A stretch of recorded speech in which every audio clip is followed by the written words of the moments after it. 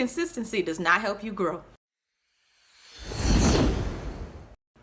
I know one of the common themes in life is if you want to be successful, if you want to obtain anything in life, you have to be consistent. That's a lie.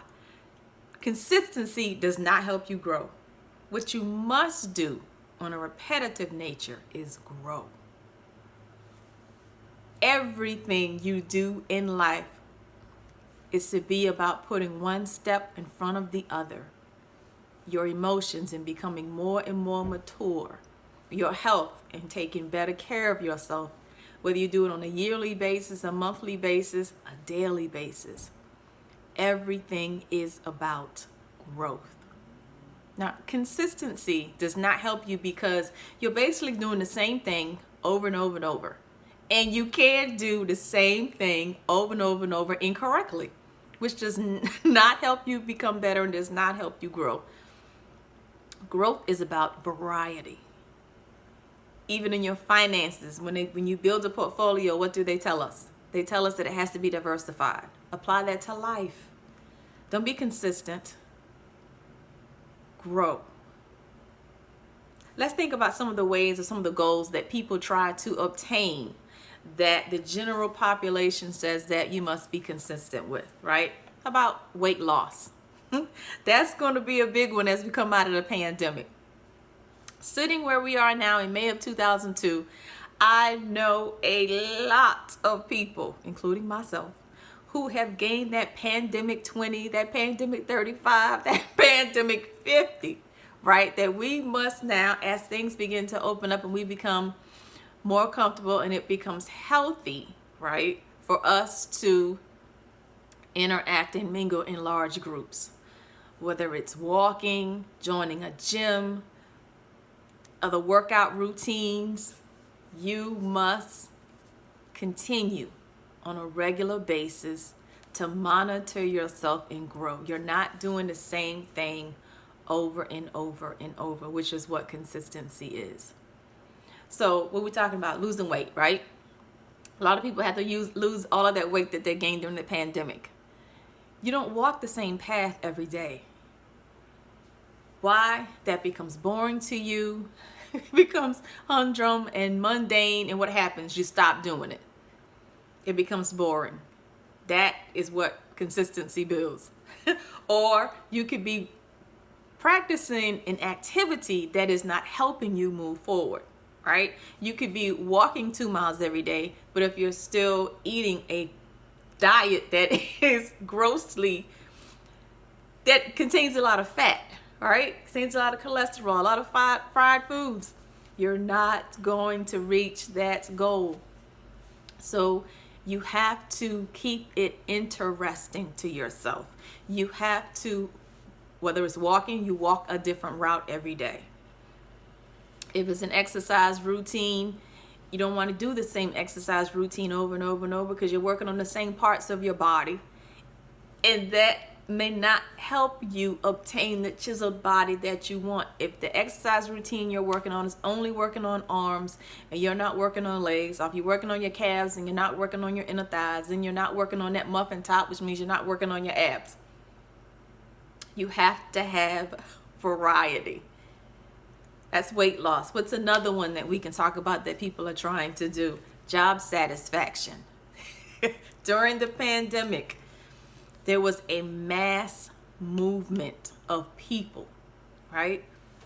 There's always these great migrations that happened in our history. It happened in the 40s where a lot of people moved from the South to the North in search of a better life, better job satisfaction, better high-paying jobs, a job, period. Right now, we're going through this migration of people that are moving from inner cities to suburbs, and some are even moving even further out into the country. Okay, I read a report the other day that talked about how people in California are moving to Utah, Wisconsin, Arizona. People in New York are moving to Colorado, Idaho. Everybody is moving out. Right now, people want more space.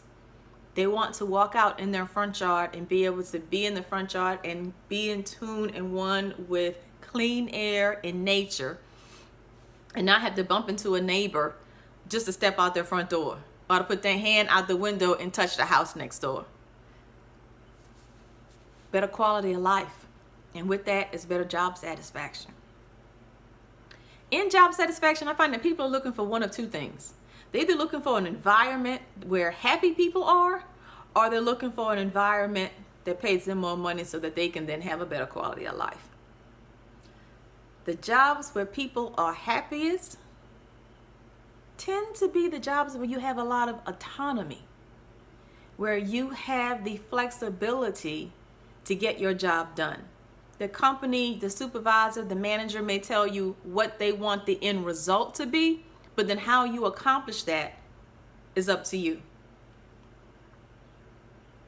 Now, as far as the earning more money, right? Earning more money. You can do that one of two ways. When you continue to grow, if you build your skills, then you qualify for better paying jobs throughout your life.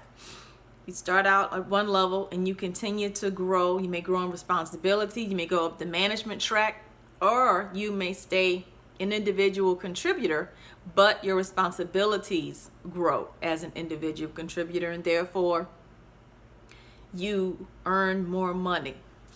So there's the job satisfaction that hits the quality of life.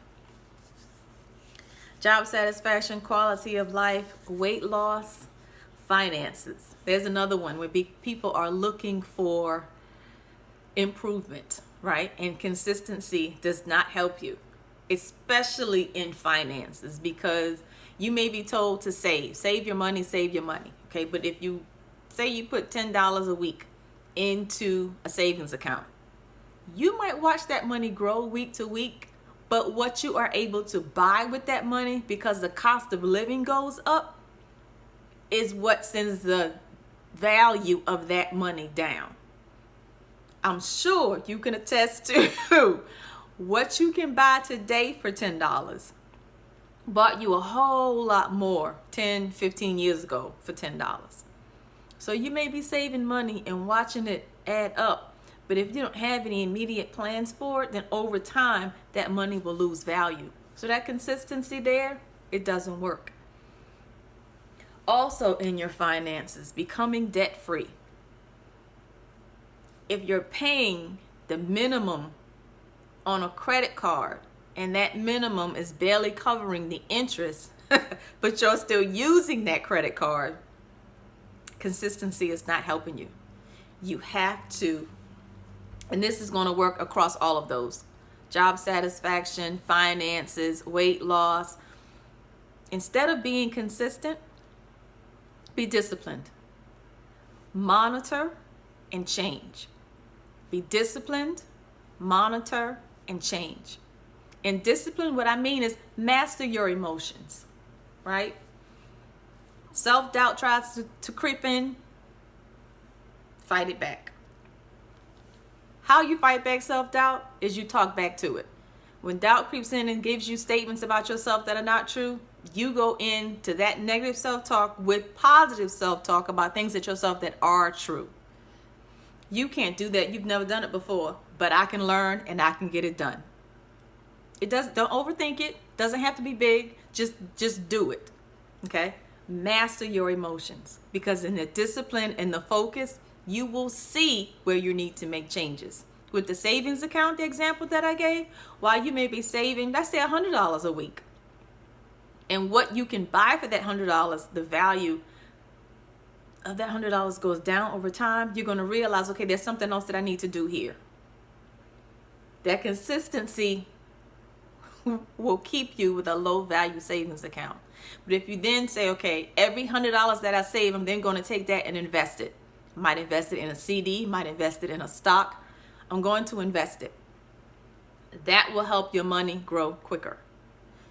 The credit card example, if you're only paying the minimum and that's barely covering the interest, but you're still using the card, which means you're still adding to the principal. Monitor, make the change.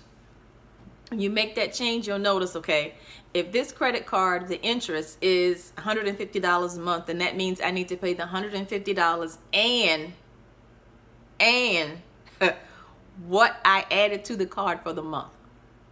So for the month I charged $500, then I need to pay that $500 and the interest. And then will begin to see your credit card balance come down and you can begin to get debt free. That weight loss, you have to look at what you're eating, which means what you're consuming in your body, and your workout routine. And when I say what you're consuming in your body, hear me, I don't just mean food.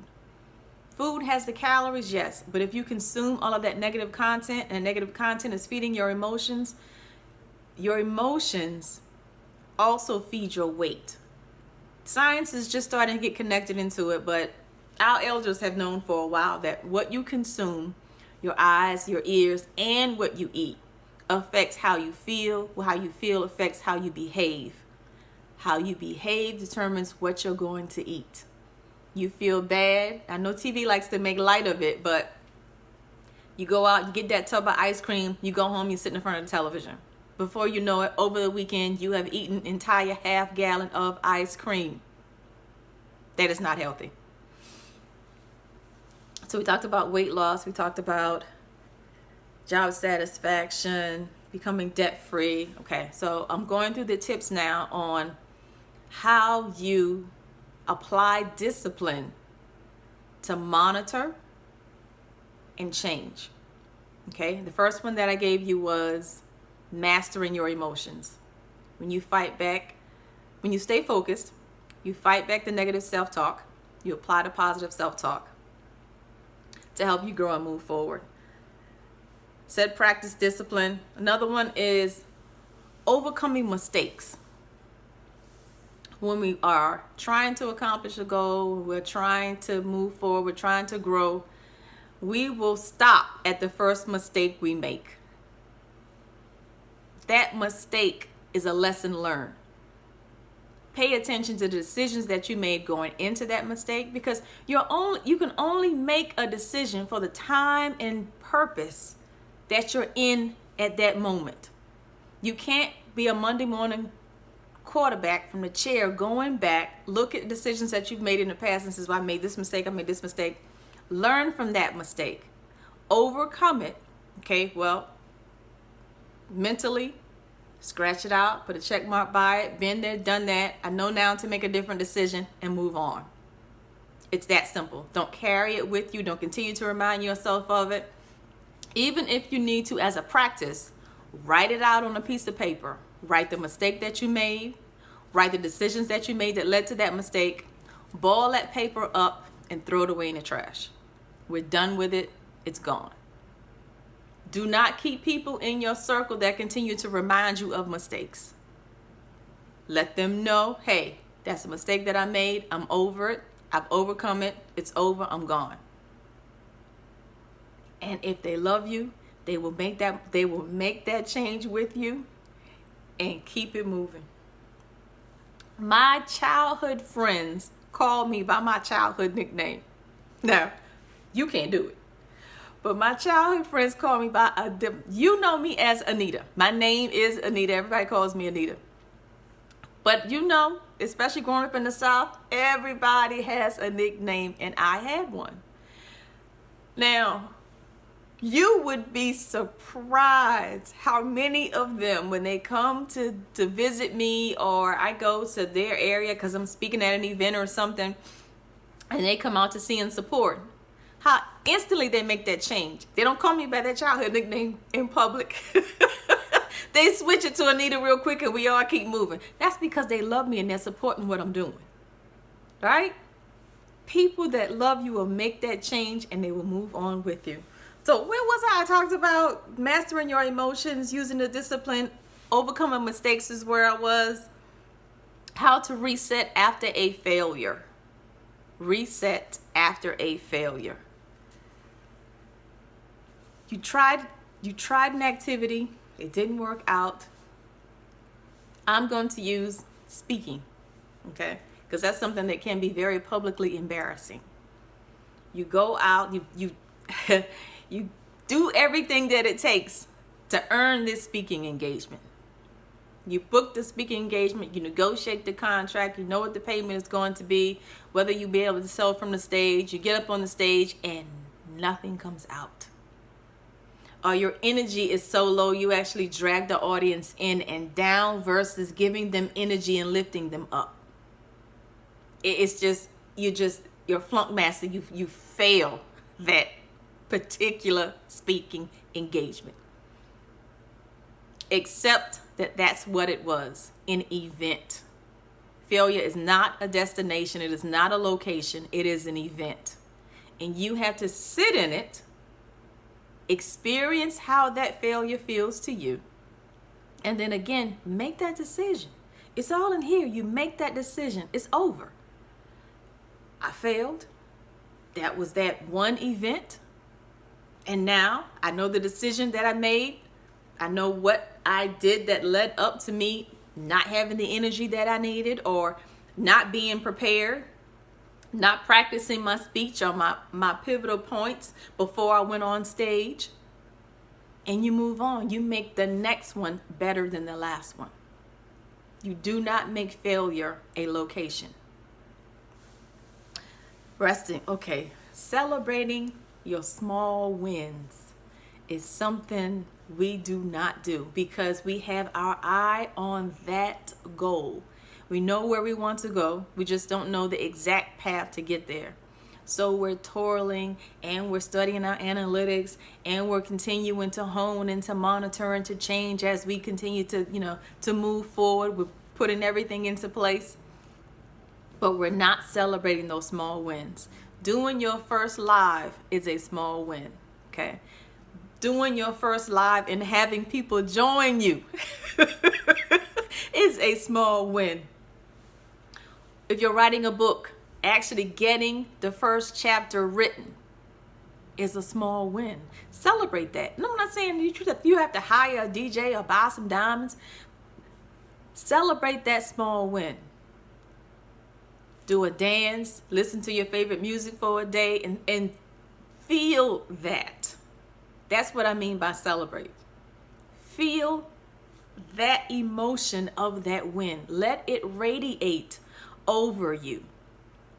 When you let goodness radiate within, goodness will radiate out. And that's what celebrating that small win is. It could be going out and doing something that you've never done before. I recently had some friends, she and her mom jumped from an airplane. They did parachuting? I don't know, because that's not something Anita's going to do. I'm not jumping from an airplane. But they talked about how invigorating it was. It's something that they've never done, and they love doing it. Hey, it could be on your list. That could be something that is invigorating to you and something that you get out there and get done. Celebrate that small win. All right, let's recap. I gave you examples of how consistency does not work. I know the general population, the trend, everybody says you have to be consistent if you want to win. That's incorrect. Consistency does not help you win. Consistency is doing the same thing over and over and over. You have to monitor and change to grow. I gave you examples on job satisfaction. I gave you examples on becoming debt-free. How to go from saving to investing in order to everybody wants to have more money, right? I gave you an example on weight loss and how to apply that monitoring and changing. I gave you practicing discipline, mastering your emotions, celebrating your small wins, overcoming your mistakes, and not making failure a location, but recognizing it as an event and moving on. That is how consistency does not help you. But monitoring and changing as you grow helps you win.